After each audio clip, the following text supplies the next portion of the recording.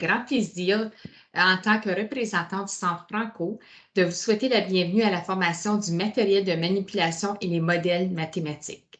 Nous vous remercions de faire confiance au Centre Franco pour vos besoins en matière de formation professionnelle. Le Centre Franco remercie le ministère de l'Éducation de l'Ontario pour le financement qui rend ces formations possibles. Nous vous prions de bien vouloir remplir le formulaire de présence et je crois que Nathalie l'a mis dans le clavardage. Si vous ne le voyez pas, je peux le remettre tantôt. Alors, je remercie Nathalie Giroux d'avoir accepté d'offrir cette formation. Avant de lui céder la parole, je vous rappelle que la formation est enregistrée et que les enregistrements seront disponibles sur le site du Centre Franco par après. Si vous avez accès à la boîte de clavardage, vous pouvez poser vos questions. Par contre, s'il vous plaît, peut-être selon Nathalie, si vous voulez fermer votre caméra et votre micro, mais vous avez quand même la permission, je crois, Nathalie, de poser des questions dans le clavardage ou à voix haute. Alors, si vous n'avez pas accès au clavardage, c'est parce que votre conseil scolaire a bloqué cet accès. Alors maintenant, je vous présente notre formatrice Nathalie Giroux. Nathalie travaille dans le domaine de l'éducation depuis de près de 20 ans. Depuis les dernières 10 années, elle est conseillère pédagogique à l'élémentaire, de la maternelle à la 8e, et gère les dossiers allant de la littératie à la numératie du Haut Conseil Mon Avenir. Elle s'implique dans la promotion et le soutien de l'enseignement des mathématiques en Ontario, en siégeant au comité de l'AFEMO à titre de secrétaire. Elle désire faire part de sa passion d'enseignement des mathématiques et appuyer des élèves à atteindre leur plein potentiel. Nathalie, je te cède la parole et je vous souhaite une bonne formation à tous et à toutes. Merci. Donc, je vous partage mon écran. Oh, je vais juste attendre. Il faut que je partage avec le son. Bienvenue à tout le monde. Bienvenue à tout le monde. Ça me fait un grand plaisir d'être avec vous cet après-midi. Comme vous le savez, l'atelier aujourd'hui va porter sur le matériel de manipulation et les modèles mathématiques tout au long de la journée. Donc, ce que je vais vous présenter aujourd'hui, c'est un recueil de pratiques réussies avec le matériel de manipulation et les mathématiques dans mes années d'appui dans mon conseil. Je suis conseillère pédagogique au conseil, le CSC Mon Avenir. Donc, il y en a peut-être dans la salle, je crois. J'ai vu des noms de mon conseil. Vous allez peut-être reconnaître ceux qui ont travaillé avec moi, des photos de vos salles de classe et certaines des idées qu'on a travaillées ensemble. Donc, on va faire les liens avec les STEM, sciences, technologies, ingénierie et mathématiques, mais particulièrement avec les mathématiques. Donc, avant, je sais que vous l'avez peut-être eu ce matin, mais c'est important pour moi. Je vais vous lire la reconnaissance des territoires. Nous aimerions vous demander de réfléchir au territoire sur lequel vous vous trouvez et de reconnaître que les peuples autochtones utilisent cette terre depuis des millénaires. De plus, nous tenons à reconnaître leurs descendants et les traités qui existent dans votre région. Malgré le fait que ces traités furent signés il y a plusieurs années, ils sont encore pertinents aujourd'hui et ce, sans oublier qu'il y a encore des terres non cédées. Nous reconnaissons également que Mère Terre continue d'être le foyer des peuples autochtones, y compris ceux des Premières Nations, des Métis, des Inuits et de tous les non-autochtones. C'est dans cet esprit de partage que nous veillerons collectivement à protéger et à respecter la terre, l'eau, les animaux, ainsi que les uns et les autres dans l'intérêt de la paix, de l'amitié et des générations à venir. Je vous partage aussi le message du FORP concernant la sécurité informatique. Donc, les ressources présentées dans le cadre de l'atelier cet après-midi sont à titre d'exemple. Il est important pour tout le personnel enseignant d'utiliser seulement des programmes, des logiciels, des applications, des ressources et des outils technologiques approuvés par votre conseil scolaire. Pour savoir quels outils technologiques sont permis dans votre conseil, communiquez avec le service informatique avant d'utiliser ces ressources. Mais comme je vous mentionnais aujourd'hui, on va surtout insister sur les mathématiques et le matériel de manipulation, beaucoup moins sur les outils technologiques. Donc, je vous ai mis ici mon adresse courriel et mon Twitter. Donc, n'hésitez pas soit de me suivre ou de m'écrire si après la présentation, vous avez des questions.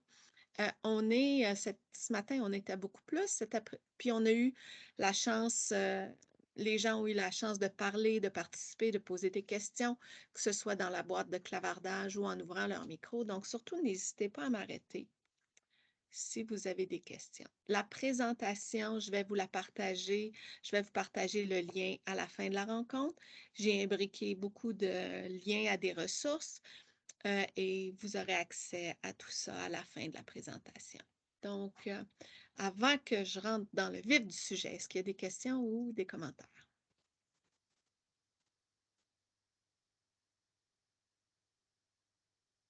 Ah, OK. Donc, aujourd'hui, vous savez que la journée pédagogique, les STEM, est beaucoup dans le cadre du nouveau programme cadre de sciences de la première à la huitième année où c'est vraiment intégré de façon explicite dans le programme maintenant. Mais ce que je veux que vous compreniez au préparatoire, c'est comment le programme de maternelle et jardin d'enfants était un peu précurseur et que les STEM sont dans votre programme, sont là. Donc, on va prendre du temps à voir son Ensuite, on va aller dans le vif du sujet, donc de comprendre l'importance d'utiliser le matériel de manipulation et les modèles mathématiques et de voir comment on peut faire ça. Puis, je vais vous partager plusieurs idées pour intégrer le matériel de manipulation et les modèles tout au long de la journée. Parce qu'on se souvient bien qu'en maternelle jardin, les mathématiques devraient se faire tout au long de la journée et à travers les STEM, on va les toucher, puis je vais vous donner des idées pour ça. Puis on va finir en parlant du questionnement qui est tellement important pour soutenir l'apprentissage des mathématiques et développer tout ce qui est en lien avec les STEM, avec les enfants de 4-5 ans que vous avez, même 3 ans pour certains, 3, 4, 5 de maternelle jardin. Donc, comme je disais, le programme de maternelle jardin était très, très précurseur des autres programmes qui ont suivi, que ce soit le programme de mathématiques, de sciences, en fonction des sciences, technologies, ingénierie et mathématiques. Le domaine résolution de problèmes et innovation est vraiment un domaine qui, quand on décortique le domaine, puis les attentes, puis qu'on lit dans l'introduction, toute la réflexion en fonction de ce domaine-là touche directement à tout ça. Donc, j'aimais beaucoup cette citation-là qui vient du programme, qui est que ce domaine-là porte entre autres sur l'envie de donner un sens à son monde en posant des questions, en mettant des théories à l'essai, en résolvant des problèmes et en se livrant à des pensées créatives et analytiques. Et là, on voit toutes les sciences qui sont là en se posant des questions, toute l'ingénierie en mettant des théories à l'essai et les technologies en résolvant des problèmes. Et aussi pour analyser le monde et pour faire ça, les mathématiques sont un outil puissant, euh, sont, sont un outil très puissant pour analyser notre monde. Donc, ce domaine-là du programme de maternelle et jardin est en lien direct avec euh, les STEM et je pense que c'est important pour vous de voir comment les élèves vont cheminer après en quittant vos classes et en se rendant en première année avec les STEM qui sont de façon explicite un petit peu plus dans le programme des nouveaux curriculums de sciences et de mathématiques. Et on a des attentes qui sont directement liées au STEM. Donc, la première pour moi qui est le processus d'enquête, donc l'attente qui est reliée à ce processus-là, où, comme on disait, souvent les questions et tout ça sont en lien avec les sciences. Technologie, innovation et mathématiques nous permet de faire des prédictions, d'observer, d'essayer des choses, de comprendre le monde. L'attente 22 qui touche les processus mathématiques. Donc, quand on parle des mathématiques dans les STEM, on parle des mathématiques pour analyser et pour comprendre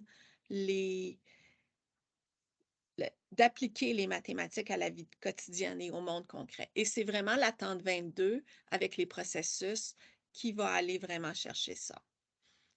Puis l'attente 26. Donc, vous savez que le processus de design et de création que vous avez dans l'attente 26 de votre programme, c'était la première fois qu'on voyait ça de façon explicite dans les programmes. Puis maintenant, c'est dans le programme de sciences. Donc, ce processus-là est dans le nouveau domaine A du curriculum de sciences. Donc, c'est dans ce sens-là que je disais que le programme pour moi de la maternelle et du jardin d'enfants au niveau des STEAM était très précurseur. Est-ce que ça va jusqu'à date? Est-ce qu'il y a des questions? OK. Donc, allons-y plus en profondeur avec les mathématiques, puis ensuite, on va faire le lien à comment intégrer ça à des projets ou à des idées pour travailler les STEM. Donc, dans l'approche pédagogique ou les deux approches pédagogiques à privilégier en maternelle jardin sont l'apprentissage par le jeu et l'apprentissage par enquête. Donc, je vous ai ressorti des citations qui viennent du programme, mais surtout qui viennent de la recherche pour montrer comment les mathématiques et que les recherches montrent comment le jeu est imbriqué dans les mathématiques et vice-versa, les mathématiques se retrouvent spontanément dans le jeu. Donc, je vous laisse les lire. Prenez quelques minutes pour les lire.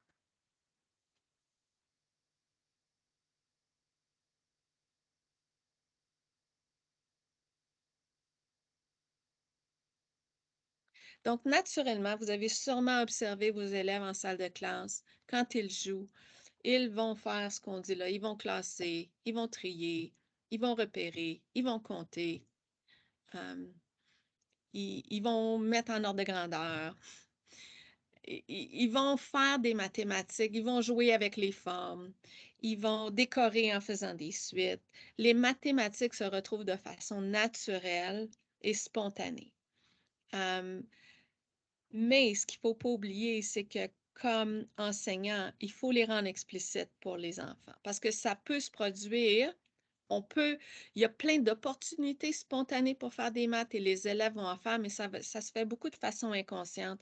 Et si on n'intervient pas ou on n'interagit pas, l'apprentissage au niveau des mathématiques ne se fera pas de la même façon. Donc, il ne suffit pas de juste laisser les enfants jouer.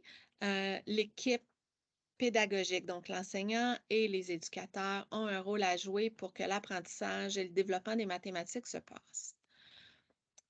Puis je vous laisse écouter cette dame-là.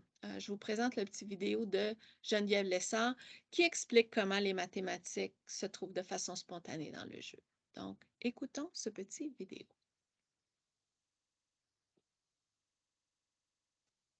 C'est une vidéo qui se retrouve sur EduSource et vous avez le lien. Il y avait un chercheur justement américain, M. Doug Clement, qui lui justement montre l'apport du jeu pour plus tard aussi le développement cognitif, mais même quand ils sont dans le jeu, ils le font. Dans ses études, parce que lui il est vraiment en petite enfance et mathématiques, ils ont montré en fait que lorsqu'ils filmaient des enfants en jeu libre, eh bien, il y avait 50% des activités qui se prêtaient aux mathématiques. Donc, spontanément, les enfants en font.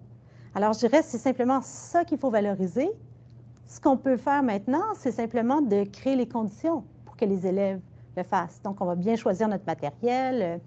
On va justement proposer des coins qui sont propices à faire ça. Donc, pour nous, déjà, c'est de dire, bon, définir c'est quoi la mathématique. Et de là, en professionnel, essayer de repérer, de se donner peut-être des repères ou des exemples de conduite. Ah, bien, un élève qui a sollicité telle pensée, mais je l'ai vu agir de cette façon-là. Alors, c'est un genre de répertoire qu'on peut se donner pour pouvoir déjà être capable de mieux comprendre ce que l'enfant fait. Alors, si après, on a à l'évaluer, par exemple, de façon plus formelle, je n'ai pas eu à faire, par exemple, une petite tâche papier-crayon, où là, l'élève serait complètement déstabilisé parce qu'on travaille toujours par le jeu, et là, on le met dans une pratique différente. Mais moi, comme professionnel, j'ai réussi à repérer dans ces activités les différents éléments des mathématiques qui doivent être sollicités ou évalués chez ces élèves-là.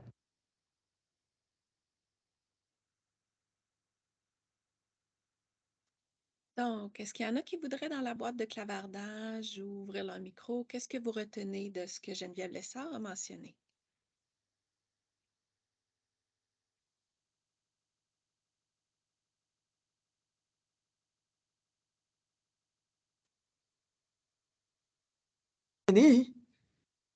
Bonjour. Bonjour. Moi, j'ai trouvé comme vraiment intéressant l'idée de Des fois, on met des jeux, on se dit c'est l'apprentissage par le jeu, et puis on se dit l'enfant va essayer de se débrouiller par lui-même. Mais comme cette idée de penser à préparer le matériel, mais à rendre quand même explicite le jeu avant de laisser l'enfant aller et d'être capable d'observer qu'est-ce qu'il fait. Moi, j'ai Oui, beaucoup aimé ça. merci beaucoup de ce que tu fais ressortir et c'est un élément que je voulais que vous reteniez. Donc, c'est important pour nous d'observer ce qui se passe. Les mathématiques vont se faire, mais nous, on doit avoir les opportunités de les travailler. Ça se fait par l'observation. Puis ensuite, comme tu as bien mentionné, Josiane, je crois, de bien choisir le matériel pour que ça se passe. Et je ne sais pas si vous connaissez cette chercheure, Marianne Small, qui est une grande chercheure au niveau de l'enseignement des mathématiques au Canada. Donc, elle a publié plein de ressources pour tout le monde, mais j'aime particulièrement celle-là pour votre niveau. Merci beaucoup, Xavier, de ce que tu viens d'écrire. Il faut un environnement riche et l'enfant intègre dans le jeu, mais nous devons créer, oui, définitivement. Et là, je ne sais pas, parce que j'ai brouillé mon écran, vous voyez moins. Hein? J'ai mis l'image de toute façon dans la présentation. Math for Young Children, c'est une ressource de Marianne Small. Avant que je vous lise la citation là, de ce qu'elle dit, cette ressource-là, ce que j'aime beaucoup, c'est qu'elle donne des pistes pour comprendre comment les mathématiques se développent chez les élèves, chez les enfants, puis avec des idées de comment le faire par le jeu, mais aussi elle donne des pistes qu'on peut pour la maison, qu'on peut donner aux parents des élèves. Donc, comme on vient de le dire, et Xavier l'a écrit dans la boîte de clavardage, comme enseignant et comme éducateur, on doit créer les conditions propices pour que tout ça se passe. Donc, les mathématiques, c'est un sujet qui est très abstrait. Hein? J'ai traduit cette citation-là de façon libre, là, mais elle se retrouve dans la ressource de Marianne Small. Donc, selon Marianne Small, c'est que c'est en regardant les concepts concrètement avec du matériel concret que les élèves peuvent développer une compréhension des concepts mathématiques afin de passer du concret à l'abstrait. Donc, tout au long du cheminement de l'enfant en mathématiques, on va travailler ça, de passer du concret à l'abstrait. Parce que les mathématiques, ultimement, c'est un sujet qui est très abstrait. Et là, je dis, cette citation-là vient de Marianne Small, mais peu importe les ressources ou les chercheurs que vous lisez, donc c'est quelque chose qui est appuyé, vraiment comment la manipulation rend les mathématiques concrètes sont importantes. Vous avez probablement déjà vu ce visuel-là. Celui-là provient du guide d'enseignement efficace des maths maternelles à 3e année, modélisation et algèbre, mais il se retrouve dans tous les guides d'enseignement efficace et aussi dans d'autres sources que nos guides d'enseignement efficace. Donc, comment le concret est un des modes de représentation et permet d'accéder à l'abstraction un petit peu plus. Donc, c'est le point de départ, c'est le point d'entrée. Les modèles mathématiques qu'on va jaser et le concret, le matériel de manipulation et tout ça font partie des modèles mathématiques. Donc, gardez en tête qu'en maternelle jardin, il faut rendre les mathématiques concrètes et explicites. Donc, il faut les voir, il faut favoriser le matériel, mais il faut aussi intervenir pour que ça se passe. Dans vos salles de classe, vous avez plein de matériel qui permet de voir spontanément des mathématiques quand on observe comme il faut ce que les enfants font. Donc, et c'est le matériel de jeu que l'on retrouve avec les blocs, que ce soit la pâte à modeler, tout ce que vous avez dans votre petite cuisine, les aliments, la vaisselle, les ustensiles, tout ce qui est des petites voitures, n'importe quoi qui est à manipuler dans la salle de classe. Si on regarde les enfants jouer, vous allez être capable de déceler des mathématiques. L'autre chose, et là, je ne sais pas ça jusqu'à quel point vous l'avez, je sais que quand je me promène dans les écoles, il y a des écoles que oui, on retrouve du matériel de manipulation qui est plus traditionnellement mathématique. Des fois, on en retrouve moins. Donc, c'est évident que dans vos salles de classe, on doit avoir tout ce matériel de jeu dans les heures d'apprentissage chez du matériel incontournable pour l'apprentissage par le jeu. Mais pour favoriser les mathématiques, les rendre explicites, permettre à l'élève, parce que ce matériel-là, qui est plus mathématique, est fait pour faire ressortir les mathématiques et pour créer pour faire visualiser les concepts aux élèves et les rendre concrets. Donc, voici du matériel de manipulation que je trouve on devrait avoir dans nos salles de classe au préparatoire. Donc, vous voyez ici, là, c'est des Rec and Rec en mousse, qui n'est pas obligé d'avoir des Rec and Rec en mousse. Si vous regardez l'autre image complètement à droite, vous avez des Rec and Rec juste plastifiés avec des boutons dessus. Donc, mais le Rec and Rec est un modèle et du matériel de manipulation incontournable dans une salle de classe. Des dés qui permet aussi la reconnaissance globale et le dénombrement. Les mosaïques géométriques. Ça, des fois, les mosaïques géométriques, les tangrammes, c'est du matériel que je vois des fois plus dans les classes un peu plus élevées, moins en maternelle jardin. Mais à travers tous les blocs qu'on a, ces blocs-là ont beaucoup de puissance pour faire des choses en mathématiques, des réglettes, par exemple, les assiettes à poids. Et là, vous voyez ici un petit Rec and Rec fait maison. Donc, je vais vous partager un lien dans la boîte de clavardage.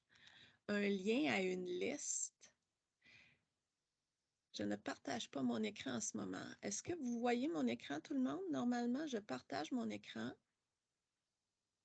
Est-ce que les autres, vous voyez mon écran? Est-ce qu'il y en a qui peuvent me dire si vous voyez mon écran? Oui, OK. Donc, c'est peut-être l'écran de la façon. OK. Il y a 2 fenêtres avec Teams. Il faut juste avoir la bonne. Ça se peut que tu ne vois pas mon écran, mais elle est partagée. Merci beaucoup ceux qui ont répondu oui. Je viens de vous mettre dans la boîte de clavardage le lien à la liste de matériel de manipulation qui est en bas ici, que vous allez avoir accès. J'aimerais que vous la regardiez. Prenez une petite minute pour la regarder. Posez-vous la question, est-ce que vous avez du matériel comme ça dans vos salles de classe? Regardez-la. Prenez 2 minutes pour la regarder.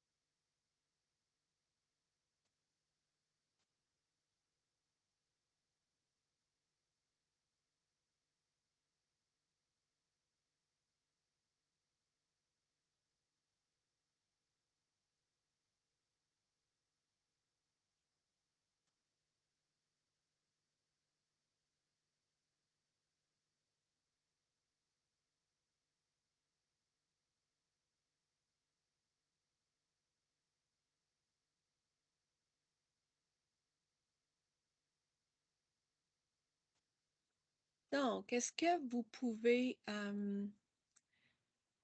me dire si vous avez du matériel comme ça qui a été conçu pour travailler les mathématiques? Il faut avoir l'autre, mais est-ce que vous avez du matériel comme ça dans vos salles de classe? Et je vois des oui.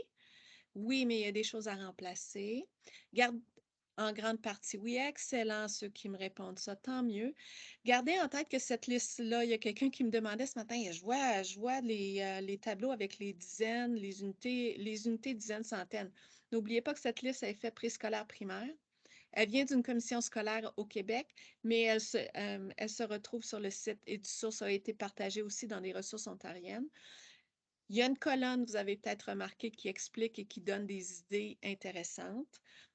Donc, cette liste-là, pour moi, c'est un bon document pour vous.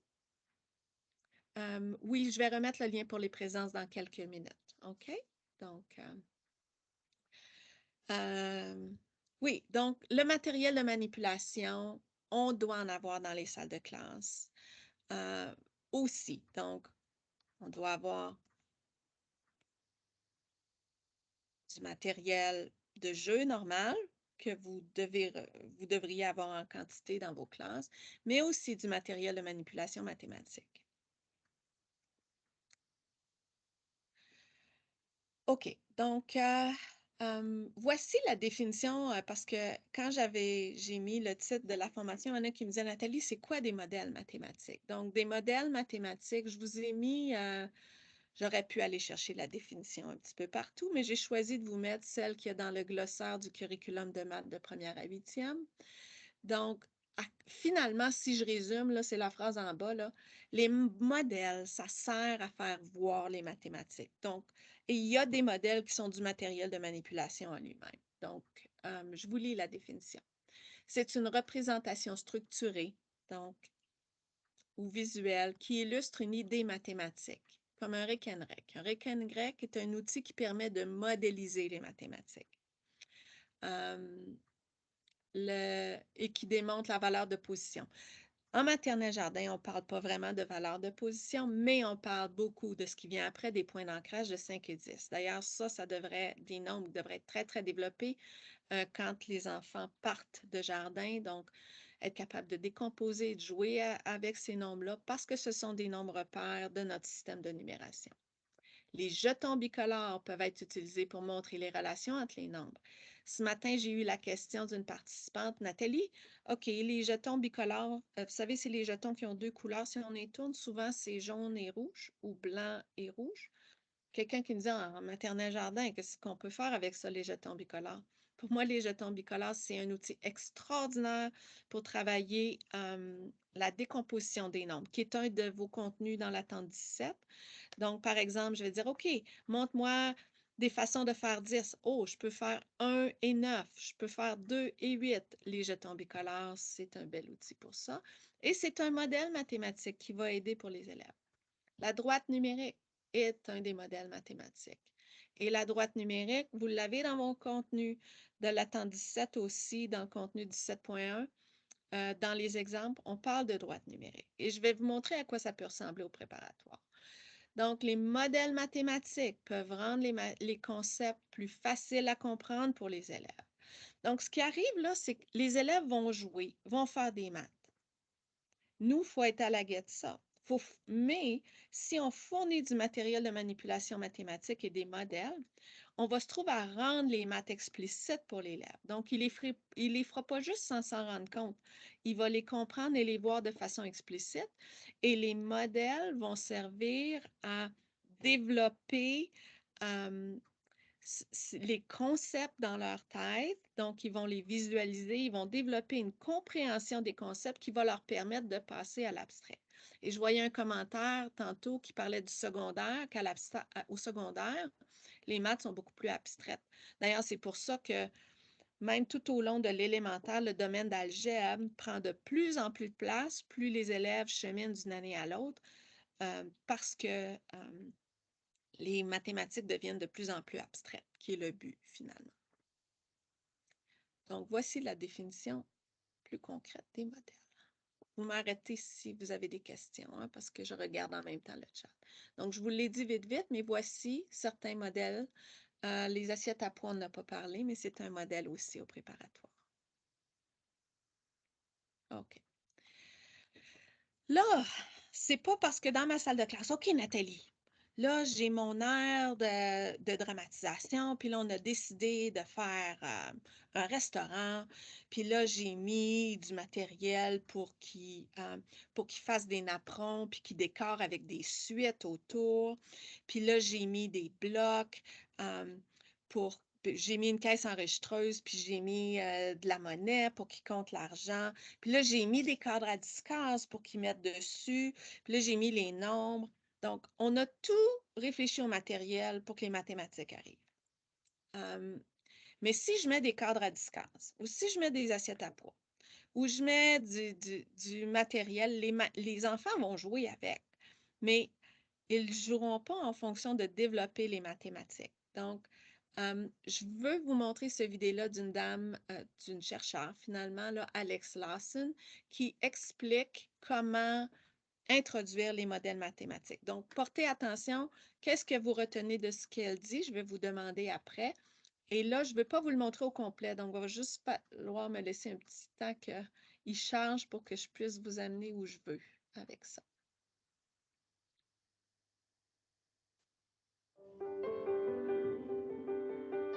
Quand il faut les introduire de l'action 2 et 3, mais Vous avez le lien, donc vous pourrez le regarder au complet par la suite. on peut aussi utiliser des tableaux à 5 ou 10 cases, Ce sont des modèles qu'on peut utiliser dès que l'enfant sait compter des petits nombres. Mais le prochain modèle dont je veux parler, c'est le support arithmétique. Pas vraiment de son utilité, quoiqu'on en parlera un peu, mais plutôt de la manière dont on peut l'introduire. Sur le support, je vois en haut 5 boules et 5 boules, ce qui fait 10. Et 10 autres boules en bas, ce qui fait 20. C'est automatique pour moi, car j'ai fait beaucoup de mathématiques, donc je vois cette structure. Mais cette structure mathématique n'est pas inhérente au modèle. C'est dans ma tête. Si je donne aux enfants des bouliers sans rien faire d'autre, ils vont jouer avec, car tout ce qu'ils voient, ce sont des boules sur une tige, pas 5 plus 5. Donc non, je ne vais pas me contenter de leur donner un support, parce que ce ne serait plus un outil de réflexion, mais un outil avec lequel ils vont essayer de reproduire ce que je leur montre. Ce n'est pas ça l'objectif. Le Rekenrek a été créé aux Pays-Bas à l'Institut Freudenthal. Ses inventeurs ont précisé qu'il ne fallait pas le donner aux enfants sans faire de lien avec leur vécu. Leur but, c'était qu'on voit ça comme un autobus à 2 étages. Au début, on laisse le support de côté. On commence par le contexte. Souvent, avec l'autobus, je leur lis l'histoire et on met en scène les mathématiques qu'elle contient. Les enfants embarquent et débarquent 10 d'un côté et 10 de l'autre.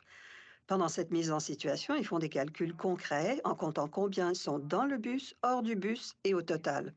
Ensuite, on applique petit à petit la situation au support. Après, ils ont chacun un support et on fait les exercices tous ensemble.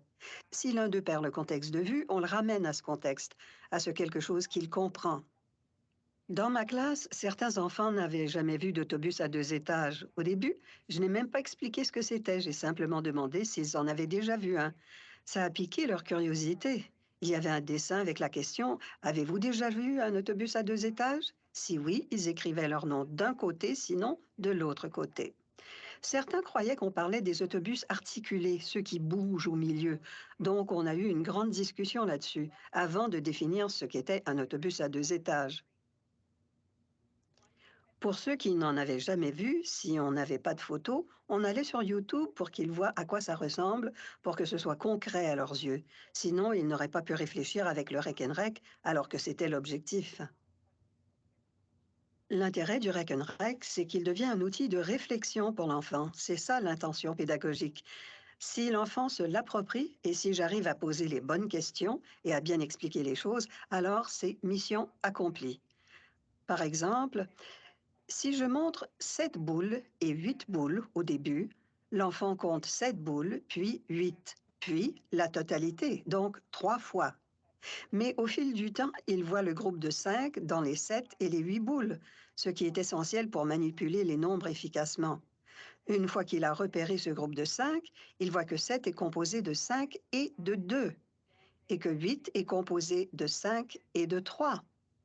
Il additionne les deux 5 qui font 10 et les deux chiffres restants, donc 3 et 2, qui font un autre 5. Et assez rapidement, il est capable de passer du dénombrement à 3 reprises au dénombrement tout court. Peut-être qu'au début, il subtilise ce premier morceau et compte à partir de là. Et enfin, à la manipulation des nombres. Dès qu'il arrive à cette étape, il quitte le contexte concret, qui est la modélisation directe, pour entrer au pays des nombres. Quand j'interroge les élèves après la mise en place du modèle, je vois tout le temps cette évolution. Et par la suite, une fois qu'ils ont quitté ce modèle, ce qui est pour eux un tremplin, je constate qu'ils font mentalement les calculs qu'ils faisaient avec le support 6 mois plus tôt. Et là, je les vois vraiment faire le calcul. Si je leur demande combien font 8 et 7, ils disent à tous les coups que ça va faire 15 parce qu'ils voient les deux 5 qui font 10, puis l'autre 5, ce qui fait un total de 15. C'est la preuve que ça marche. J'utilise OK. Donc, je vais remettre le lien de présence pour la personne qui m'avait demandé ceux qui ne l'ont pas rempli. Puis, je vous poserai la question, qu'est-ce que vous retenez dans l'introduction des modèles mathématiques comme le Rekenrek avec les enfants? Qu'est-ce qu'on doit faire? Absolument. S'il y en a qui veulent prendre la parole, n'hésitez pas ou m'écrire. il s'en éloigne? Il s'en éloigne, plus ça va, plus il s'en éloigne. Puis qu'est-ce que je vais faire au début, même avant de leur mettre dans les mains? Ben, leur expliquer. Leur La présence. expliquer, oui. La répétition, définitivement. Les introduire avec des situations authentiques, des choses qui leur parlent de la vie quotidienne, faire le lien. Parce que vous savez, merci à ceux qui écrivent et qui participent. Donc, vous savez, juste pour un enfant, de dire, OK, j'ai 5 petites voitures. OK, bien, prends des blocs pour représenter tes voitures. Juste ça, c'est un niveau d'abstraction. Tu veux dire que mon petit bloc, il veut dire une voiture? Tu veux dire que ma petite bille sur le Rekenrek veut dire une voiture? Donc, au début, quand on va parler, on va introduire le matériel de manipulation puis les modèles, il faut faire des liens avec des situations concrètes. Pour le Rekenrek, en passant, c'est le nom de l'inventeur, pour ceux qui ne savaient pas, qui est communément appelé, c'est pour ça qu'on appelle communément comme ça. Donc, pour le Rekenrek, je vais le mettre près de moi, vous voyez mieux, qui est un outil tellement puissant pour les points d'ancrage de 5 et 10, quand on se met à faire observer. Les élèves, au début, ils ne verront pas ça, mais avec des explications et en faisant des liens avec la vie concrète. Je sais qu'il y a un autre chercheur, elle, qui est des États-Unis, parce que souvent en Europe, les autobus à 2 étages, c'est très fréquent. En Amérique, peut-être moins. Cathy Fosnot, aux États-Unis, elle, quand elle fait le lien aux enfants, elle apprend un lit à 2 étages. Donc, et elle explique le Rekenrek avec un lit à 2 étages. Donc, on pourrait prendre une différente façon. Mais l'idée, c'est de faire des liens avec les Rekenrek ou les modèles et faire les liens avec la situation de la vie ou les jeux qu'ils font. Je vous montre ça parce que ça, c'est quelque chose, ceux qui ont travaillé avec moi, je vous en ai probablement déjà parlé, là, mais à une conférence que j'ai été aux États-Unis, ils faisaient faire des Rekenrek aux enfants. Puis je vous ai mis la photo. Puis dans plusieurs des écoles dans lesquelles j'ai travaillé, on a pris des petits paniers comme ça. Puis ça ici, c'est juste la corde en plastique pour faire des colliers puis des billes pour faire des colliers en plastique. Donc, ça coûte vraiment pas cher à faire. Et on a, une fois, après avoir fait le lien avec soit l'autobus, le lit ou une situation, que les élèves comprennent la conception du Rekenrek, on leur en fait faire. Et là, voyez-vous, ça, c'était le mien. Donc, on avait mis leur nom en arrière. Et là, les enfants avaient chacun le leur. Et ce qui est arrivé dans plus qu'une classe, c'est qu'ils étaient tellement excités qu'ils traînaient leur Rekenrek partout pour montrer et faire des normes, faire des liens, plein de jeux qu'ils faisaient, tellement qu'ils voulaient l'amener à la maison, ce qui fait qu'il y a plusieurs écoles qui en ont fait faire 2 aux enfants. Un qui gardait à l'école, puis l'autre qui avait à la maison. Donc, imaginez, les enfants avaient des Rekenrek et ils expliquaient à leurs parents comment ça fonctionnait à la maison. Donc, c'est une petite activité intéressante. Et là, je vais vous montrer des vidéos. Ils ont été pris, ces vidéos-là, il y a quelques années dans une des écoles. Ils ont été faits par le ministère de l'Éducation. On peut les retrouver sur EduSource. Vous allez avoir les liens dans la présentation. Donc, je vais vous montrer comment ça se fait de faire ce lien-là entre le matériel concret de l'enfant et le jeu qu'il fait. Observez le questionnement de l'enseignante dans des aires d'apprentissage. Donc, je vous en montre un. Je vous en montre un et le premier, je crois que c'est le cadre à 10 cases. Donc, on regarde le prochain vidéo. Oups.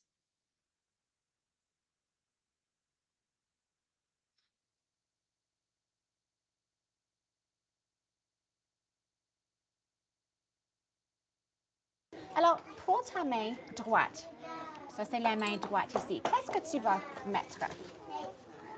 Le jaune. Alors, Piper, viens mettre ici un cube jaune.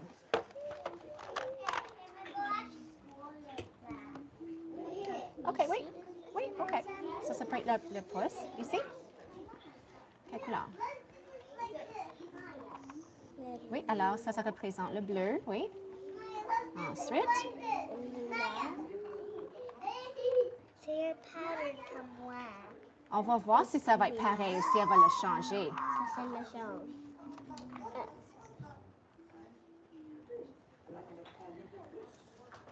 Tu veux avoir 2 jaunes? Oui. Ah, alors tu as fait différent. Alors, sur ta main droite, combien d'ongles vont être jaunes? Jaune, bleu, jaune, jaune, bleu. Combien de jaunes? Compte. 1, 2, 3. Ah, alors tu vas avoir 3 ongles jaunes et combien vont être bleus? 1, 2. Alors, quelle couleur a le plus? Jaune, Quelle couleur a le moins? bleu. Oui, on va voir qu'est-ce qu'elle va faire avec la main gauche. Alors, on va commencer avec ton pouce. Quelle couleur? Bleu. Ah, c'est déjà différent. Jaune. Donc, j'arrête la vidéo. En passant, c'était une classe majoritairement à 80% de petites filles cette année-là que l'enseignante a eue. Elle avait fait une de ses aires d'apprentissage était un mini spa. Et les élèves, avec de l'eau puis un petit peu de colorant, après ça, ils s'amusaient à faire semblant de faire leurs ongles comme au spa. Donc, vous avez vu comment elle s'est servie des ongles pour décomposer le 5 et le 10. Là, elle faisait les 2 mains pour décomposer. Et comment elle a introduit le cadre à 10-15. Est-ce qu'il y a des questions, des commentaires?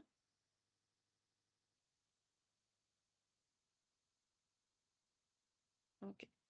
Donc, vraiment, c'est de rendre concret et d'intégrer ces modèles-là. Mais si, dans l'ère d'apprentissage, tout ce que j'avais fait, c'est de déposer des blocs, des cadres à 10 cases et le matériel, ça ne serait peut-être pas arrivé pour développer les mathématiques dans la tête des enfants et les amener à voir les nombres, puis à les comprendre, à venir dans le monde des nombres, comme disait Mme Lawson tantôt.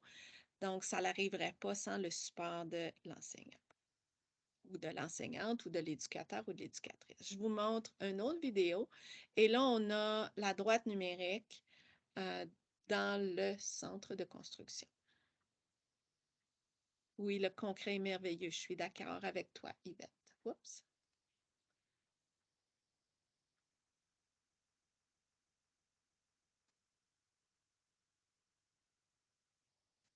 Bloc noir, là.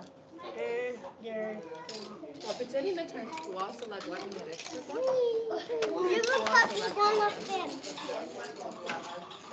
Je veux pas vivre dans la fête. OK. Et tu as combien de blocs blancs?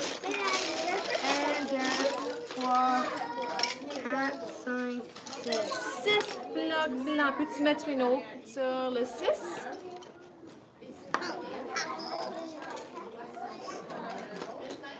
On a 6. OK. Ah, est-ce que tu as plus de blocs blancs ou plus de blocs noirs? Ce bloc blanc. Tu en as combien de plus? 6 et 3. 6 et 3. Alors, si tu vas du 3, tu as 1, 2, 3 blocs blancs de plus. Hein? Excellent. Robert, peux-tu faire la même chose? Oui, Maria. Oh, est-ce que tu veux ajouter quelque chose à ton vaisseau? Brady, peux-tu voir ton vaisseau?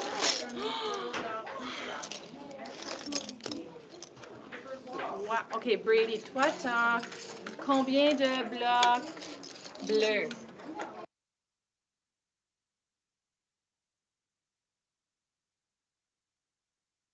OK. Donc, voici la droite numérique dans ce sens-là. Et là, peut-être vous vous dites, OK, c'est beau, là, l'enseignante qui est là dans la salle de classe à poser ces questions-là, à faire ces liens-là. Moi, j'ai 30 élèves dans ma salle de classe, ça bouge beaucoup et tout ça. Pour ce que ça l'arrive, et ça, c'était une grosse classe, ça prend un des deux, soit l'éducateur ou l'enseignant, une des personnes qui s'insère dans l'ère d'apprentissage avec les enfants et l'autre qui se promène, qui observe les élèves, qui intervient aux besoins quand il y a des problématiques. Oui, ça se peut, Caroline, là, je vois qu'il y a des ressources qui manquent dans vos écoles. Je dirais qu'au préparatoire, en maternelle jardin, les mathématiques, c'est là où vous avez le plus de ressources pour moi, là, qui sont en lien avec votre nouveau programme. Donc, mais des fois, ça prend juste le matériel de manipulation de maths qu'on peut trouver et oui, mais définitivement, les ressources, c'est quelque chose qui est important si on veut que certaines choses arrivent dans nos salles de classe. OK. Donc, voici un autre modèle. Je vous présente celui-là aussi, que là, l'éducatrice va se servir de blocs emboîtables dans ce cas-ci. Et en passant, c'est l'ère de dramatisation et c'est une pizzeria qu'il y avait à ce moment-là.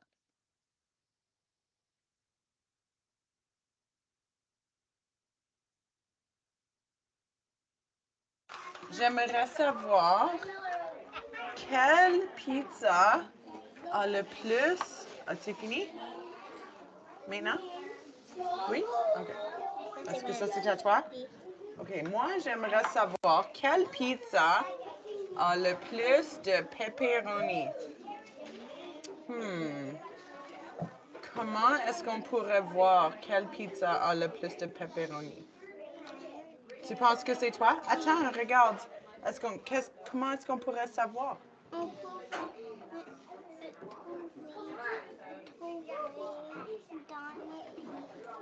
Oui, et où est-ce qu'on peut les mettre pour voir? Sur la table ou sur le cadre 10, hein? Ou, regarde, madame aussi a des cubes ici. Je pourrais vous donner des cubes et vous pouvez emboîter pour chaque pepperoni, on pourrait mettre un bloc, hein? Okay. Oui, bonne idée. Est-ce que tu as besoin d'autres blocs, ma belle?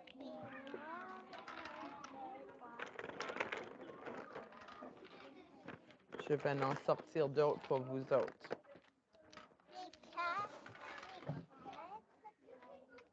Tu as 4.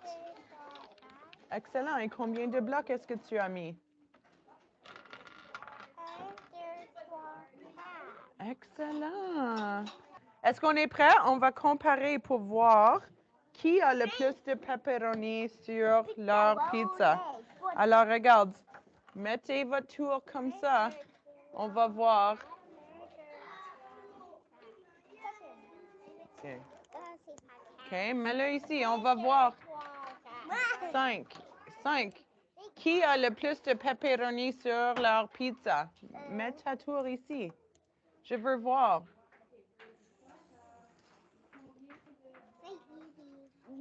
Mets-le, on va voir. Oh, qui a le plus de pepperoni sur leur pizza? Evie! Et combien est-ce que tu as encore? 1, 2, 3, 4, 5, 6, 7, OK, donc vous venez de voir dans la pizzeria ce qui s'est passé. Et là, peut-être, je voulais aussi vous mentionner tantôt la vidéo avec dans l'ère de construction. J'étais dans la classe quand ça s'est fait. Quand on est parti, puis on est revenu, les enfants continuaient de mettre des épingles à linge avec le nombre de blocs qu'il y avait sur la droite numérique.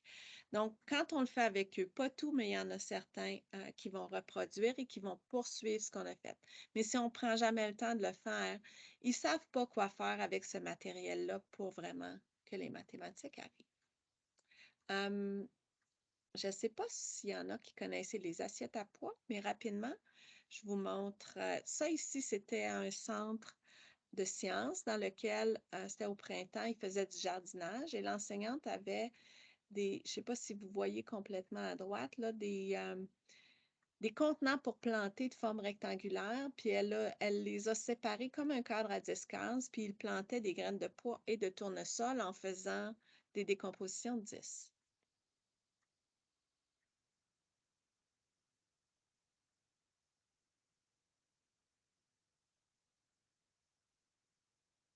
Qu'est-ce que je peux faire avec ça? Si ça, c'est des pois, qu'est-ce que je fais ici? Qui a une idée? Qu'est-ce que je pourrais mettre? Ah, des graines de tournesol. Alors, maintenant, que vous remplissez l'assiette avec des graines de tournesol et des pois. J'ai 2. Oh, madame veut que ça, ce soit des pois. Le bleu, c'est les pois. Le rose sera les graines de tournesol. J'ai terminé. Alors, qu'est-ce que tu vas faire, Zoriana? Enlève-les. Enlève. Tiens.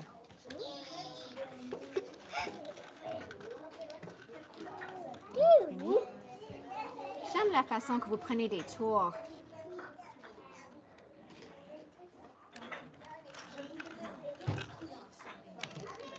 Ah, là, on a mis trop.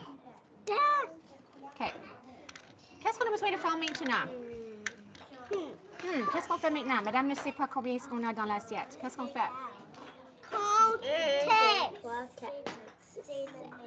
C'est le même, c'est pareil. Y en a-t-il 10 encore? Oui. OK. Vous êtes en train de dire ça, c'est 10. Puis ça, c'est 10, puis ça, c'est 10. Mais combien de graines de tournesol avez-vous mis? Deux. Qui veut dire combien de pois est-ce que vous avez mis? Rit, peux-tu me montrer Rit doigt? Comment est-ce que je fais Rit doigt? Rit? Rit, excellent. Et combien de tournesol avons-nous? Deux. Ça, c'est une autre façon de faire 10. Alors, ça, c'est une façon.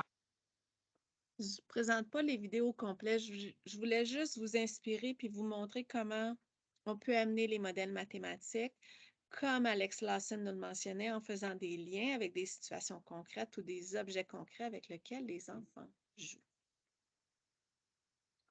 Donc, est-ce qu'il y a des questions, des remarques, des commentaires?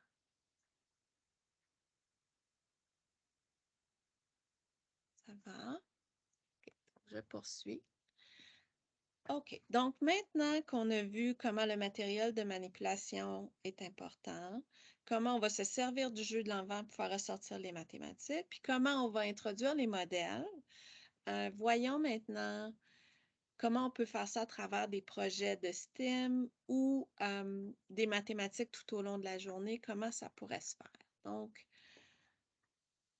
je vais essayer de vous alimenter d'idées et je sais que ce matin, il y en a qui avaient aussi rajouté des idées là, dans la boîte de clavardage pour tout le monde. Donc, je vous invite à le faire si vous avez d'autres idées. Donc, comme on l'a dit, les mathématiques au préparatoire, c'est toute la journée. C'est intégré dans les aires d'apprentissage, mais aussi tout au long de la journée, dans les transitions. Donc, voici, j'ai pris cette photo-là dans une classe de maternelle jardin la semaine dernière. Donc, l'enseignante, elle prend les présences à l'aide des cadres à 10 cases. Donc là, c'est sur son tableau interactif où elle a les cadres à 10 cases et là, on bouge les petits monstres quand les enfants arrivent selon les présences et on dénombre à l'aide du cadre à 10 cases les élèves. C'est pas long dans cette classe-là que les élèves comptent par bond de 5, voient les nombres,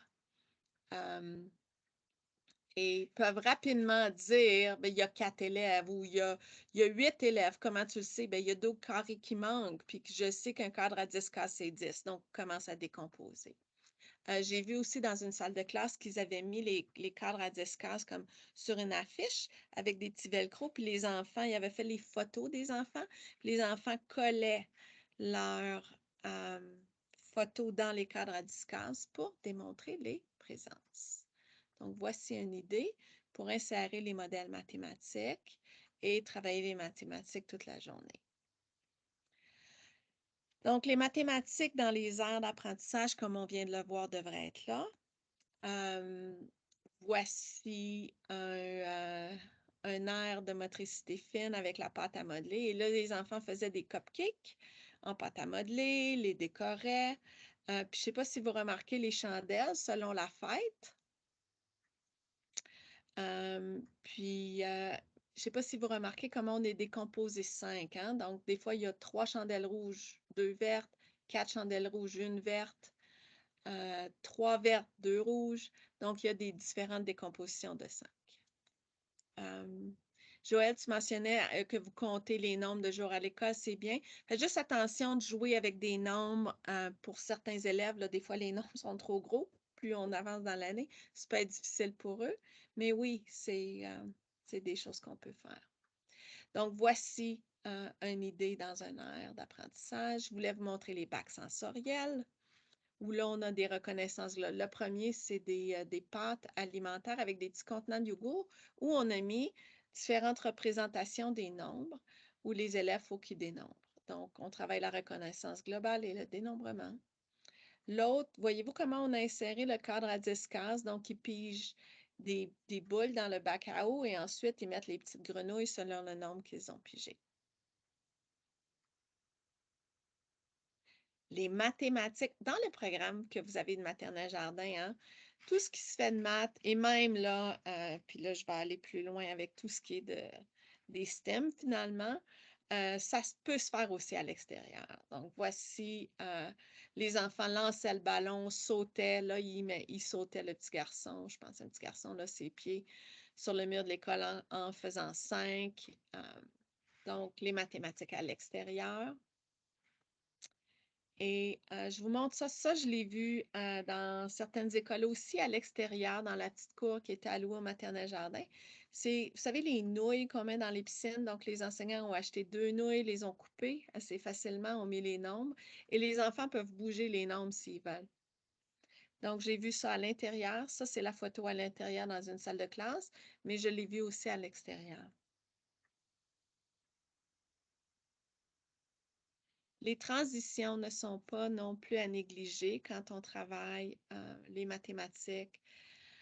Donc, et là, je vous ai sorti des idées qui viennent de la ressource de Marianne Small et d'autres, mais elle mentionnait de quand on marche, puis on peut se le permettre dans les corridors ou à l'extérieur, quand on peut faire du bruit, des fois on ne peut pas, mais elle disait compter les marches tout haut, descendre des escaliers, en montant ou descendant les escaliers, compter les pas que vous faites. Ça peut se faire aussi dehors, si on marche en rang ou dans un endroit, c'est ça. Comme je disais, il faut respecter les règles là, au niveau des déplacements, mais c'est quelque chose qui peut se faire de demander. Chanter, réciter des conseils avec des nombres permet aux élèves, quand on attend que tout le monde soit prêt pour certaines choses, on est en rang. Ça, c'est vraiment gagnant pour le développement des mathématiques. Il y a une classe, une éducatrice, quand elle amène les élèves pour le temps de gestion au gymnase. Donc, à chaque fois que j'arrive au gymnase, elle leur donne une consigne. Les amis, on s'assoit en forme de rectangle aujourd'hui. Les amis, on s'assoit en forme de 3 aujourd'hui. Et quand ils arrivent au gymnase, les élèves doivent s'asseoir en faisant la forme.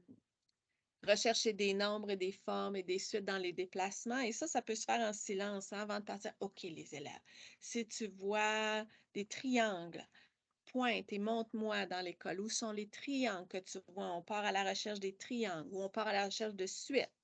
Donc, les cadres à discase avec le message du jour, bonne idée. On compte les lettres et on les met dans le cadre à discase et j'aime beaucoup l'intégration de littératie numérique. Si les élèves posent des questions. Merci Chantal. Donc, tous les moments peuvent être exploités pour travailler les mathématiques. Est-ce qu'il y en a qui ont des questions ou merci ceux qui partagent des idées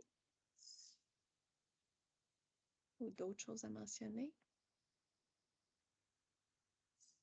OK. Donc, pour la dernière demi-heure, on va vraiment parler de projets de STEM qu'on peut faire. Et là, avec tout ce qu'on vient de dire, donc les mathématiques sont là toute la journée, mais maintenant, dans les STEM, on va se donner des idées de projets qu'on pourrait faire. Puis je vais vous partager plein de ressources que je trouve des ressources incontournables pour vous en maternelle jardin pour aller fouiller pour les STEM. Intégrer les sciences, la technologie, l'ingénierie, le design et les mathématiques.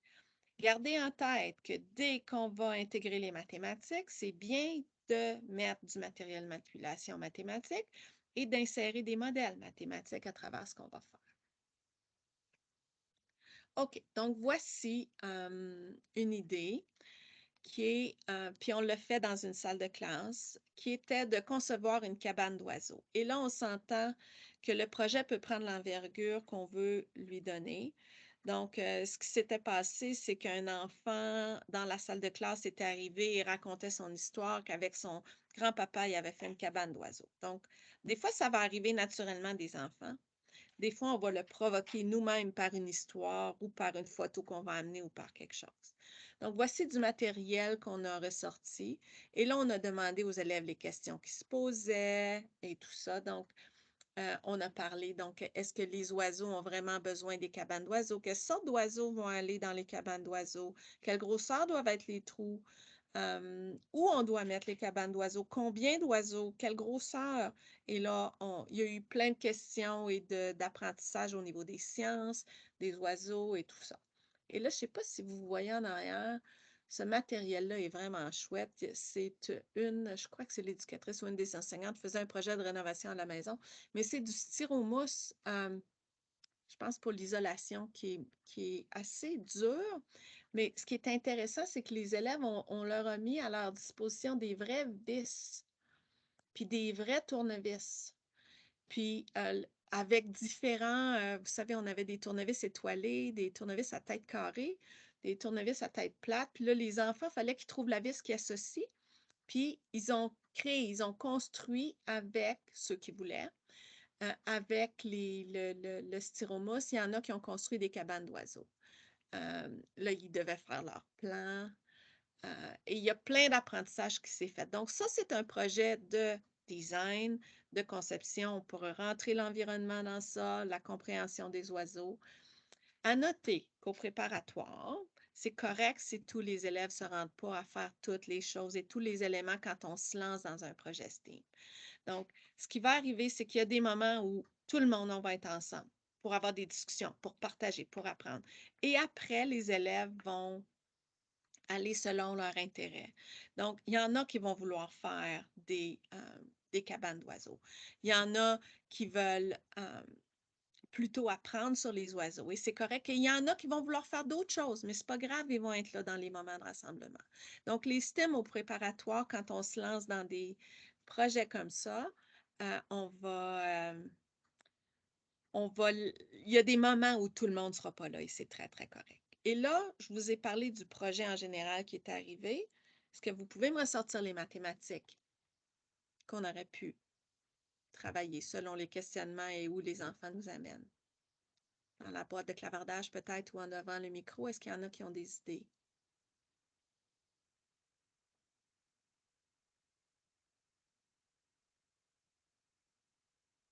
Vous êtes un peu endormis cet après-midi, mais c'est correct, je vais attendre quelques secondes.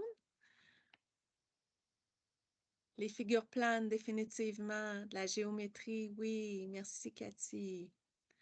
La mesure. Et là, on aurait pu sortir le modèle de la droite numérique pour la mesure, qui est un bon modèle pour comparer des longueurs. Tout ce qui est des figures planes. Et là, on aurait pu aussi parler du dénombrement, combien de vis on a besoin, quelle sorte. OK. Et là, j'aurais pu avoir pensé aussi au modèle qu'on aurait pu introduire, quel matériel de manipulation j'aurais pu avoir. C'est des choses qu'on va vouloir avoir. Super. Merci beaucoup, ceux qui ont écrit et participé. Voici une autre idée. Et ça l'a parti. Ils ont fini par additionner des nombres là, avec les coccinelles, mais je vous explique l'envergure du projet lui-même. Des enfants, comme ça doit vous arriver régulièrement. Oui, des blocs mosaïques pour être chouette pour faire le plan de la cabane d'oiseaux. Définitivement. OK. Je reviens à mon projet de coccinelle. Donc, il y a des enfants qui doivent vous rentrer des insectes. Ça ne se peut pas que ça n'arrive pas dans vos salles de classe. Donc, l'enfant est arrivé avec une coccinelle. Il avait trouvé une coccinelle, puis là, il était tout épaté des coccinelles. Et là, suite à cette coccinelle-là, on a questionné les enfants. Donc, OK, qu'est-ce que tu te demandes sur les coccinelles? Ben, est-ce que toutes les coccinelles ont des points? Est-ce qu'ils ont le même nombre de points? Est-ce qu'ils gardent le même nombre de points quand ils grandissent? Qu'est-ce que ça a besoin pour vivre une coccinelle? Est-ce que est-ce que ça pique les coccinelles? Est-ce que ça peut nous faire mal ou c'est un insecte que si on les prend, ça nous fera pas mal? Donc, il y a eu plein de questions sur les coccinelles. Puis là, suite à ce projet-là, les enseignants les ont amenés à analyser les points, à créer des dessins coccinelles. Puis là, ils ont rentré, on additionne combien il y a de points sur les coccinelles. Ils ont fait un vivarium pour les coccinelles en salle de classe. Donc, ils sont allés un petit peu partout avec ça. Mais définitivement, il y a des maths. Et c'est un projet STEAM dans le sens, ils ont la construction du vivarium pour les coccinelles a inclus les sciences, le design, les mathématiques et tout.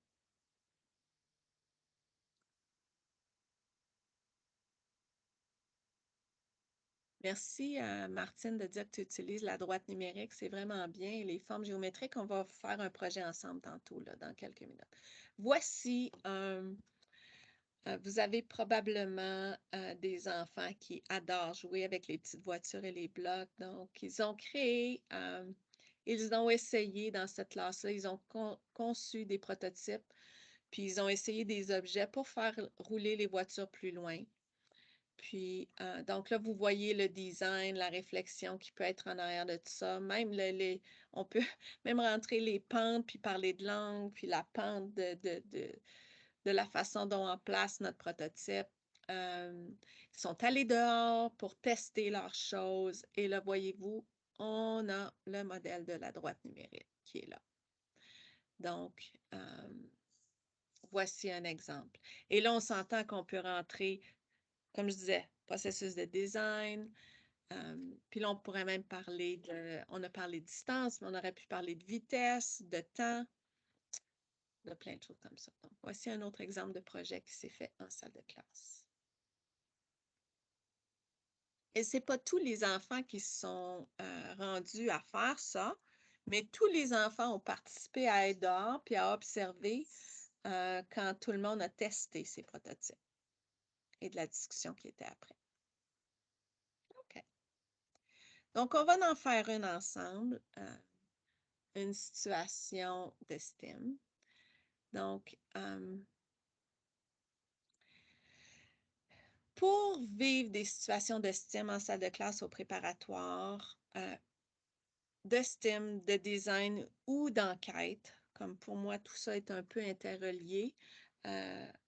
On s'entend, là, j'ai moins parlé de technologie en tant que telle aujourd'hui, mais on pourrait l'insérer aussi. Là, je vais vous donner un site tantôt, vous avez plein d'idées avec la technologie. Ça nous prend souvent. Par moment, il faut exploiter ce qui arrive. Comme je vous disais, l'enfant qui est arrivé avec la coccinelle en salle de classe, « Hey, c'est mon déclencheur ». Par moment, l'enseignant va provoquer un déclencheur. Donc, pour moi, il y a des déclencheurs qui sont vraiment extraordinaires, qui sont des livres. Donc, là, j'en ai à côté de moi. Comme ici, ça en est un. Puis là, je sais que vous ne voyez pas bien le titre, mais des bêtes bien étranges. Donc, il y a plein de livres qui peuvent être des déclencheurs à faire des projets et à aller chercher les questions des enfants, aller selon leur intérêt et exploiter leur curiosité.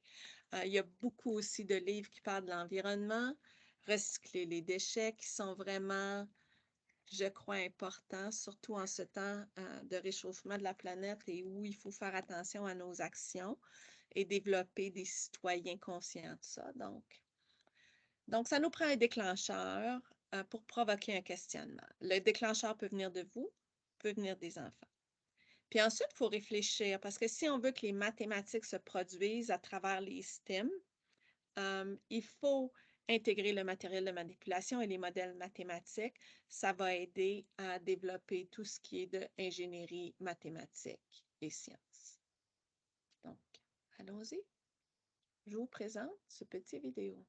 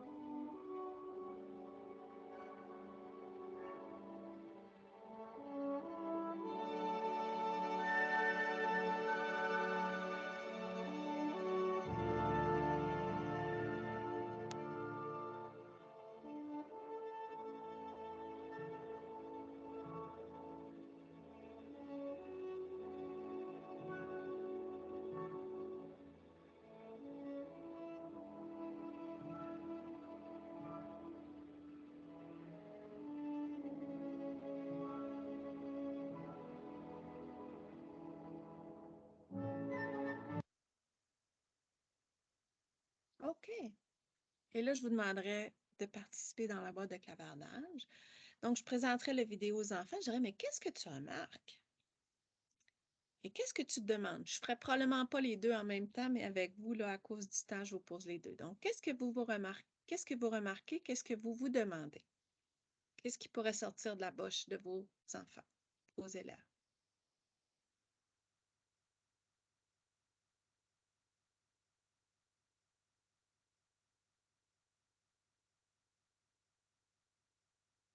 La plante grandit, les numéros changent. Il y a un changement tous les jours, les couleurs. OK, vous sortez. Et là, je noterai tout ça, hein, parce que c'est plein de pistes. Pourquoi la tige bouge? Oh, ça, c'est une bonne question. On voit les racines. Oui, nommer les parties de la plante lorsqu'elle pousse. Excellent. Donc, et voici ça, notre déclencheur qui peut nous amener très, très loin après pour vivre un projet qu'on va intégrer les sciences, technologies, ingénierie et mathématiques. Et là, moi, je vais focuser sur une des questions qui va probablement ressortir. Est-ce qu'elle grandit vite? Donc, au niveau de la croissance, je dirais, OK, on va s'interroger à ça. Et là, regardez. Je demanderai aux élèves, et là, je leur donnerai. Là, je vais vous mettre un lien dans la boîte de clavardage qui est du matériel de manipulation virtuelle. Je ne sais pas s'il y en a qui sont en virtuel pour vous, mais je vous mets le matériel. Et là, je vous dirais, je veux que tu utilises des blocs mosaïques pour montrer. Là, j'ai mis 1 mois, 2 mois, 3 mois, mais ça pourrait être 1 jour, 2 jours. D'ailleurs, je pense que j'aurais dû mettre 1 jour, 2 jours, 3 jours parce que c'est ce qu'on voit dans la vidéo. Donc, j'aurais probablement dû mettre ça. Et là, je vous montre le matériel de manipulation.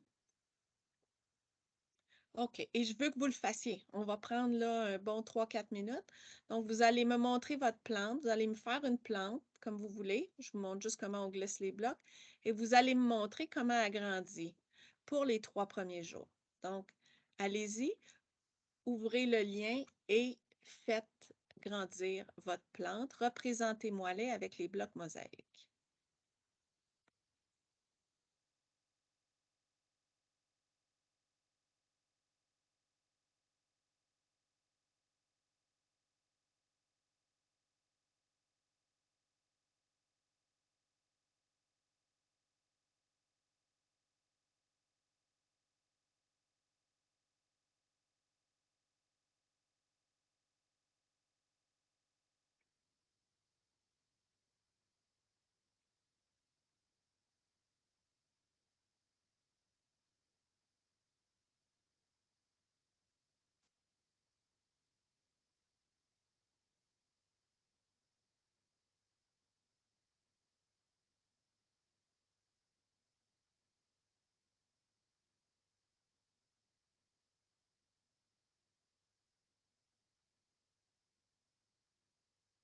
Excuse-moi, Nathalie.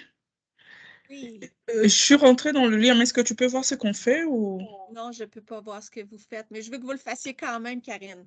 Ah, ok, d'accord. Non, parce que je l'ai fait, donc je voulais juste savoir si je l'ai bien fait ou pas. Je suis sûre que tu l'as bien fait parce que il y a plein de façons de le faire. Ok.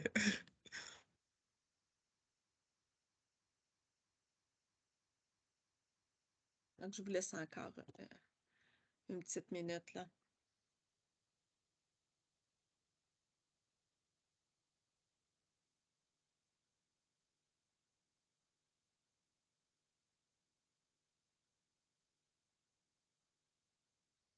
Et là, on observerait et on ferait discuter les élèves sur leur représentation que les élèves ont fait à l'aide des blocs mosaïques. Et là, je questionnerais les enfants. Mais combien as-tu utilisé de blocs pour le premier mois? Puis là, le deuxième mois, combien tu en as ajouté? Comme comment elle a grandi? Puis le troisième mois. Et là, on verrait si l'enfant a ajouté le même nombre de blocs, c'est constant. OK, à chaque mois, ben, j'ajoute 2 blocs.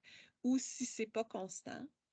Et là, je leur demanderais d'utiliser le cadre à 10 cases. OK, représente-moi sur le cadre à 10 cases le nombre de blocs que tu as utilisé pour le jour 1, pour le jour 2 et pour le jour 3, pour qu'ils voient. Et là, on s'entend, ce que je suis en train de faire, je ne sais pas ceux qui ont enseigné à d'autres niveaux, mais on est en train de faire des suites à motifs croissants, de voir des régularités croissantes et de faire passer entre des représentations visuelles à des représentations avec le cadre à 10 cases. OK. Donc, il y a quelqu'un qui me dit qu'il est perdu. Ben, je vais le montrer, ce que j'aurais pu faire. OK? Donc, voici ma plante jour 1. Vous voyez mon écran? Voici ma plante jour 2 ou mois 2. Voici ma plante. Oups, là, celle-là, il faut que je le jette.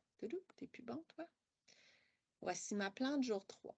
Et là, je questionnerai les élèves. OK. Et là, je dirais, OK, comment elle grandit? J'ai ajouté un bloc à chaque jour, madame, parce qu'elle va grandir à chaque fois. Mais pas trop, fait que je n'ai juste mis un. Et là, on verra les réponses des élèves. Je dirais, OK, compte-moi le nombre de blocs maintenant. Puis là, on s'entend, il faut que je vous montre un autre écran.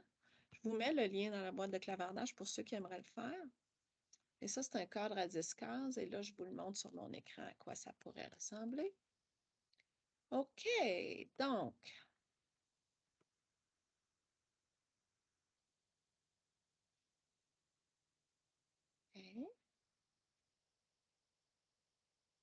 OK, et là, OK, j'ai mes 3 jours. Jour 1, jour 2, jour 3.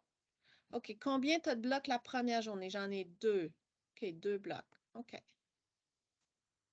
Combien tu as de blocs la troisième journée? La deuxième journée, c'est-à-dire, j'en ai 3.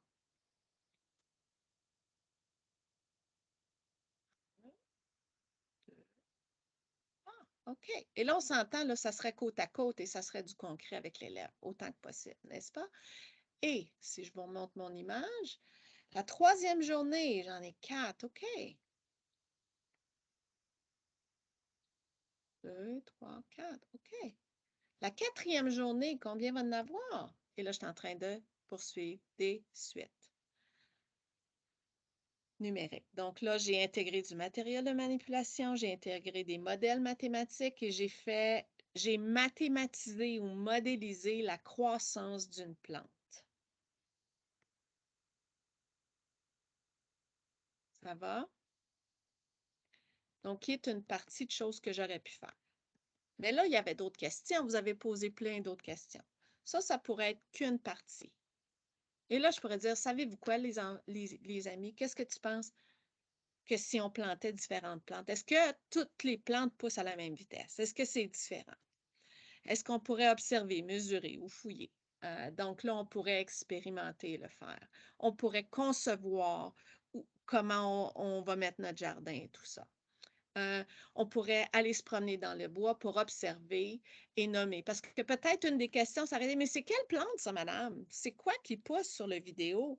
OK, vous savez qu'il y a différentes sortes de plantes. Et là, on pourrait se promener et il y a beaucoup de savoir autochtone à intégrer avec ça et le nom des plantes et d'apprendre de notre environnement, ce qu'il y a autour de nous. Donc, là, qu'on aurait pu faire du classement. Et là, si j'avais fait du classement, j'aurais probablement utilisé peut-être des diagrammes ou des choses comme ça, j'aurais fait ressortir les maths dans ça. On aurait pu s'interroger sur, bien, jusqu'à quand elle va grandir? Et je pense que j'ai vu cette question-là. Quand est-ce qu'elle va mourir, la plante? Est-ce que les plantes meurent comme nous? Est-ce que toutes les plantes ont la même longueur de vie? Puis là, on peut faire le lien. Est-ce que les chiens vivent aussi long que les humains? Et qu'est-ce que c'est pour les plantes? Est-ce que les arbres vivent plus longtemps que les fleurs dans mon jardin? Et vous voyez toutes les sciences et la technologie. Ce qui est intéressant d'un projet STEM pour moi, c'est que l'enquête est mêlée, mais aussi qu'on va aller où les élèves nous amènent. Mais on peut avoir des moments où c'est plus dirigé. On pourrait réfléchir à des actions pour protéger les plantes qui poussent, puis faire des sondages, puis pour nous aider à savoir quelle action on fait. Donc, voici un exemple. Je vous ai mis une autre vidéo, on ne le fera pas, mais je vous partage le lien de la présentation après, donc vous pourrez l'utiliser. C'est des papillons. C'est encore une vidéo qui n'a pas de parole, là, donc c'est facile. Avec les enfants, c'est de l'observation. Et l'idée derrière ça, c'était la symétrie et aussi de s'interroger sur la vie des papillons. Donc, je vous le montre. Je vais juste passer. OK. Et là, on aurait pu utiliser les blocs mosaïques pour créer des papillons symétriques ou créer des formes symétriques. Dans le cas là, c'est des papillons. Puis là, on aurait pu regarder et dénombrer à l'aide des modèles. Un équivalent de cela en français. Des vidéos. Les vidéos, il n'y a pas de paroles, donc sont en français. Dans un sens, parce qu'il n'y a pas de mots, sont unilingues. L'outil. L'outil de manipulation virtuelle, Christine? Le number frame, OK. OK. Matisse, qui a les outils en français, qui est vraiment l'outil, n'a pas encore, parce que depuis que Flash Player ne fonctionne plus, sont en train de refaire leurs outils. Donc, pour l'instant, les cadres à discage, ils ne les ont pas refaits en français. Mais ça va venir, OK? Ça, c'est le ministère de l'Éducation. Désolée. Oui, je sais, c'est dommage, mais ça s'en vient. Je sais que ça s'en vient parce qu'ils ont presque tout refait, donc question de temps, mon idée. Je vous ai mis d'autres idées aussi possibles pour les papillons. Rechercher d'autres insectes, d'autres animaux qui seraient symétriques, aller prendre une promenade et rechercher des objets symétriques dans le livre, écrire un livre plutôt avec ça, faire une enquête pour voir où les papillons vivent dans le monde. Est-ce qu'on retrouve tous ces papillons ici au Canada? Créer des vivariums.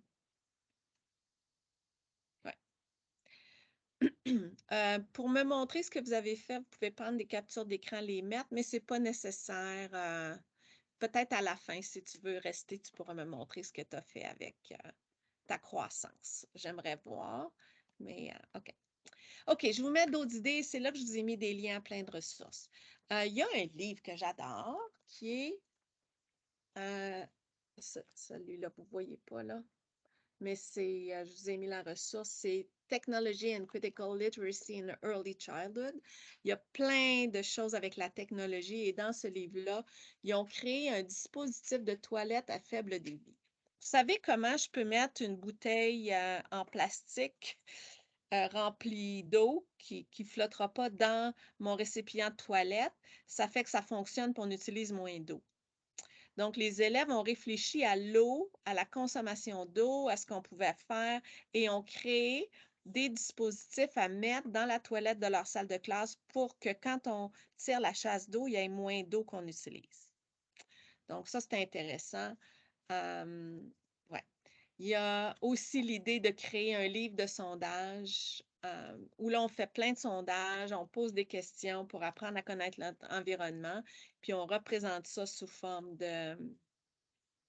On utilise la technologie pour les sondages et tout ça, puis on fait des livres virtuels qu'on peut faire. Il y a aussi une ressource, je vous ai mis le lien en bas là, Parlons sciences. Il y a plein de projets de STEM et il y en a des idées pour maternelle jardin.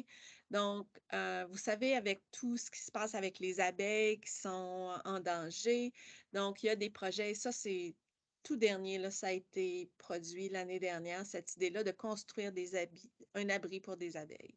Donc là, on s'interroge à la survie des abeilles, qu'est-ce qu'elles ont besoin, comment on peut les protéger, nos actions en tant que citoyens. Et là, on intègre les mathématiques et les sciences. Mesurer le vent. Donc, il y a... si vous allez voir là, ce site-là, vous allez voir plein d'idées. Donc là, les élèves ont construit comme, ils vendent beaucoup dehors, j'ai perdu mon chapeau. Hey, je me demande comment on pourrait mesurer la vitesse du vent chaque jour. Donc, ils ont conçu des dispositifs pour mesurer la vitesse du vent. Ils se sont interrogés sur la disparition des insectes, que peut-on faire? Un classement de feuilles de recherche en forêt, apprendre à connaître et comment classer, répertorier les feuilles. Et là, il y a une ressource aussi que vous connaissez peut-être, que vous avez peut-être vu, qui s'appelle Curiosité naturelle. C'est la 2e édition. C'est un lien gratuit quand on se connecte avec votre adresse de votre conseil, qui est Curiosité naturelle. Ce que j'adore de cette ressource, c'est qu'elle intègre beaucoup les savoirs autochtones. Donc, il y a plein d'idées dans cette ressource-là. J'aimais beaucoup d'analyser le sol. OK, où est-ce que les plantes poussent mieux? Est-ce qu'il y a des endroits que ça ne pousse pas? On va aller récolter une petite pelletée de terre. On va prendre des loupes, on va analyser la terre, on va s'informer. Qu'est-ce qu'on peut faire? Est-ce qu'il y a des choses qu'on peut faire pour que le sol soit plus fertile, qu'on puisse pousser?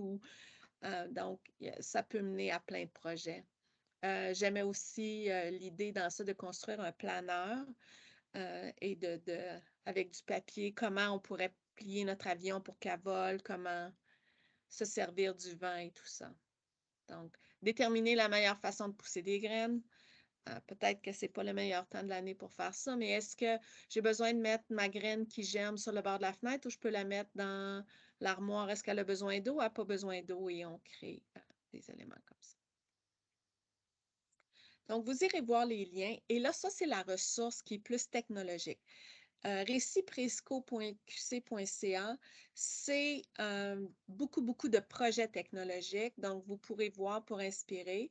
Et je vous dirais qu'un des outils technologiques qui peut être intéressant, c'est les Bee-Bots au préparatoire. J'ai adoré le projet de construire des labyrinthes pour les Bee-Bots. Donc, ça, c'était intéressant. Construire des tunnels pour les Bee-Bots.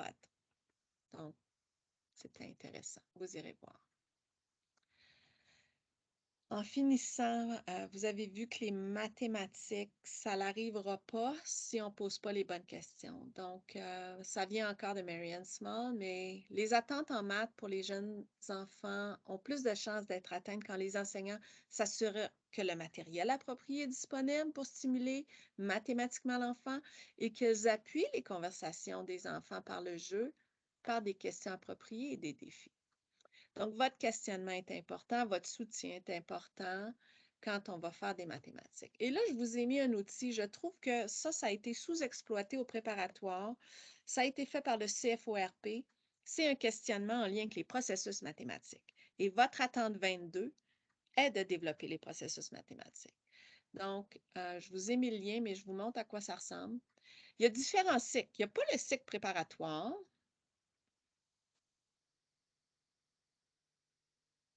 Mais il y a les cycles primaires et les processus et le questionnement. Donc, je vais reprendre. OK. Si je vais dans les cycles, c'est probablement ce que vous allez voir. Donc, si vous sélectionnez primaire, qui est très correct pour aller chercher des pistes de questionnement, ce sont les processus mathématiques. Et ce sont les mêmes, peu importe que vous êtes en maternelle ou en 12e année. Donc, si je clique, par exemple, sur raisonnement, il y a plein d'autres onglets, mais vous avez l'onglet avec le point d'interrogation et il y a des questions extraordinaires. Donc, est-ce que la stratégie que tu as choisie se rapproche? Comment sais-tu que ça fonctionne? Quel serait le meilleur moyen pour arriver à ça? Donc, ces pistes de questionnement-là sont des pistes de questionnement pour faire raisonner les élèves. C'est sûr, c'est le processus de raisonnement, mais vous en avez pour tous les autres. Et elle n'a pas été trop partagée au préparatoire, mais moi, je l'ai utilisée avec des enseignants et des éducateurs et elle a quand même toute sa place. Je vous ai mis aussi un lien de questionnement. C'est un document qui est sur EduSource avec des pistes de questionnement pour appuyer le dénombrement qui est si important au préparatoire. Donc, vous irez voir les pistes de questionnement et je vous laisse, parce qu'il nous reste 2 minutes, donc je vous laisse sur cette citation. J'espère que je vous ai inspiré aujourd'hui. J'espère qu'à travers vos projets de STEM, vos enquêtes, vous allez mettre en valeur les mathématiques avec le matériel des manipulations et les modèles pour aider les élèves à cheminer vers le monde des mathématiques et l'abstraction. Donc, je vous la lis parce que je l'aime beaucoup. Pour qu'un enfant enquête, il ne suffit pas qu'il soit intrinsèquement curieux, ni que quelque chose dans son environnement soit particulièrement intriguant. Sa volonté d'en savoir plus jour après jour va et vient en fonction des adultes qui l'entourent. Vous êtes là pour inspirer les enfants. Et je laisse la parole à Cécile. Alors, la formation tire à sa fin. Encore une fois, merci de votre participation et merci surtout à Nathalie d'avoir pris le temps de partager son expertise avec nous aujourd'hui. Votre opinion est importante pour nous. N'oubliez pas de remplir le sondage de satisfaction en cliquant sur le lien que je vais mettre dans la boîte de clavardage immédiatement. Je viens de le mettre. Et je vous souhaite un bel après-midi. Merci de votre participation encore une fois. Merci à Nathalie. Et s'il y en a qui ont des questions particulières. Ah, j'ai oublié de vous mettre le lien à la présentation. Je vais le mettre tout de suite et je reste pour ceux s'il y en a qui ont des questions.